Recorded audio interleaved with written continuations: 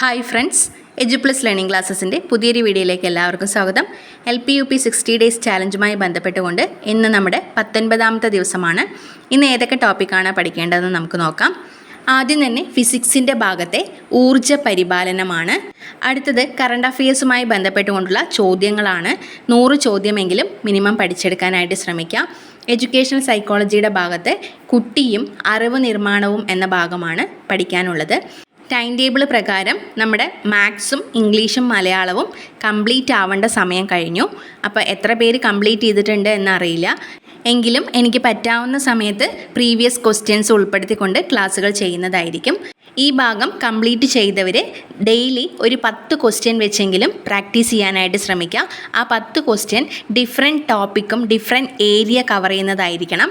ഒരുപാട് പേര് പറയുന്നുണ്ട് മാത്സും അതുപോലെ ഇംഗ്ലീഷും ആണ് വളരെ ബുദ്ധിമുട്ടെന്ന്. എന്നാൽ അത് പഠിച്ചു കഴിഞ്ഞാൽ വളരെ ഈസിയാണ്. ഒരു തവണ നമ്മൾ കൺസെപ്റ്റ് മനസ്സിലാക്കി കഴിഞ്ഞാൽ ആ ഒരു ഭാഗത്ത് നിന്ന് മുഴുവൻ മാർക്കും വാങ്ങിക്കാൻ സാധിക്കും. അപ്പോൾ നിങ്ങൾക്ക് ഏത് ഭാഗമാണോ ടഫ് ആ ഭാഗത്തിന് കൂടുതൽ സമയം സ്പെൻഡ് ചെയ്യാനായിട്ട് ശ്രമിക്കുക. അല്ലാതെ വെറുതെ ടെൻഷൻ അടിച്ചിരുന്നിട്ട് ഒരു കാര്യമില്ല. ആരും ടെൻഷൻ അടിക്കേണ്ട ആവശ്യമില്ല. കാരണം നമുക്ക് വേണ്ട ജോലി നമ്മൾ തന്നെയാണ് വാങ്ങിക്കേണ്ടത്. വേറെ ആരെങ്കിലും നന്നായി പഠിച്ചു എന്ന് പറയുമ്പോൾ ചിലപ്പോൾ നമ്മൾ പഠിച്ചിട്ടില്ലല്ലോ എന്നുള്ള ടെൻഷൻ ഉണ്ടാവും. പക്ഷേ ആ ടെൻഷൻ ഒഴിവാക്കുക. അവർ പഠിച്ചു എന്ന് പറയുന്നതും നമ്മൾ പഠിച്ചില്ല എന്ന് പറയുന്നതും ഒന്നും ഒരു കാര്യമല്ല. നമ്മളവിടെ എക്സാം ഹാളിൽ എങ്ങനെയാണ് ഓരോ ക്വസ്റ്റ്യനെ അപ്രോച്ച് ചെയ്യുന്നത് അതിനനുസരിച്ചാണ് നമ്മുടെ ഇവിടെ വിജയവും ഇരിക്കുന്നത്. അതുകൊണ്ട് ആരും ടെൻഷൻ അടിച്ചിരുന്നുകൊണ്ട് സമയം കളയാതിരിക്കുക.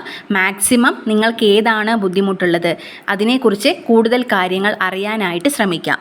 കുറച്ച് പേര് മോട്ടിവേഷൻ ക്ലാസ് ചോദിച്ചുകൊണ്ട് കമൻറ്റ് ചെയ്യുന്നുണ്ട്. ഞാൻ പറ്റുന്ന സമയത്ത് ചെയ്യുന്നതായിരിക്കും. നമുക്ക് മറ്റൊരു ക്ലാസ്സുമായി കാണാം. താങ്ക്